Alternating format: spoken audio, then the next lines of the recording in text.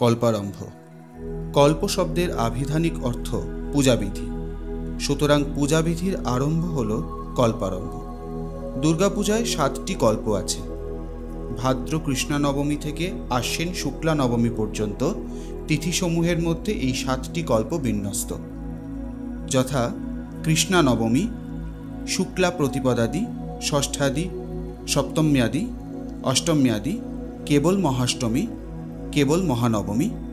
एवंच तत्रैव वक्ष्यमाण तत्तद्वचनात् कृष्णनवम्यादि प्रतिपदादि षष्ठ्यादि सप्तम्यादि महाष्टम्यादि केवल महाष्टमी केवल महानवमी पूजारूपः कल्पा उन्नेयः।